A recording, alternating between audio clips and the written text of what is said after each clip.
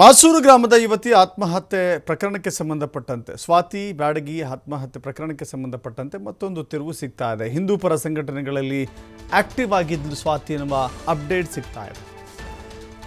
ಆತ್ಮಹತ್ಯೆ ಮಾಡಿಕೊಂಡಂಥ ಅಥವಾ ಹತ್ಯೆ ಮಾಡಿ ಕೊಲೆಯಾದಂಥ ಯುವತಿ ಸ್ವಾತಿ, ಆಕೆ ಹಿಂದೂ ಪರ ಸಂಘಟನೆಗಳಲ್ಲಿ ಗುರುತಿಸಿಕೊಂಡಿದ್ಲು ಅನ್ನೋದು ಗೊತ್ತಾಗ್ತಾ ಇದೆ. ಸ್ವಾತಿ ಆಕ್ಟಿವ್ ಆಗಿದ್ದ ಬಗ್ಗೆ ಒತ್ತಿ ಹೇಳ್ತೀವಿ ಅಥವಾ ಒತ್ತಿ ಹೇಳ್ತಾ ಇದ್ದಾವೆ ಕೆಲ ಫೋಟೋಗಳು. ಕೇಸರಿ ಪೇಟ, ಕೈಯಲ್ಲಿ ಖಡ್ಗ, ಹೀಗೆ ಆಕೆ ಹಿಂದೂ ಪರ ಸಂಘಟನೆಗಳಲ್ಲಿದ್ಲು ಅನ್ನೋ ಫೋಟೋಗಳು ಸಿಗ್ತಾ ಇದ್ದಾವೆ. ದುರ್ಗಾ ದೌಡು ಕಾರ್ಯಕ್ರಮದಲ್ಲೂ ಕೂಡ ಸ್ವಾತಿ ಭಾಗಿಯಾಗಿದ್ದು ಮತ್ತಷ್ಟು ಅನುಮಾನಕ್ಕೆ ಕಾರಣವಾಗ್ತಾ ಇದ್ದಾವೆ ಸ್ವಾತಿಯ ಫೋಟೋಗಳು. ದೃಶ್ಯಾವಳಿಗಳಲ್ಲಿ ನೋಡ್ತಾ ಇದ್ದೀರಿ. ಇದು ಬೇರೆ ಬೇರೆಯ ರೀತಿಯ ತಿರುವುಗಳು ಪಡೆದುಕೊಳ್ಳುವ ಹಂತಕ್ಕೆ ಈ ವಿಡಿಯೋ ಮತ್ತು ಫೋಟೋ ಕಾಣಸಿಗ್ತಾ ಇದೆ.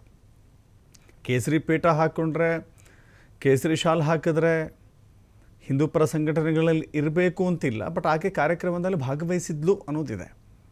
ಸೊ ಹೀಗಾಗಿ ಇದಕ್ಕೂ ಅದಕ್ಕೂ ಏನು ಸಂಬಂಧ ಅಂತ ನೋಡಬೇಕಾಗತ್ತೆ.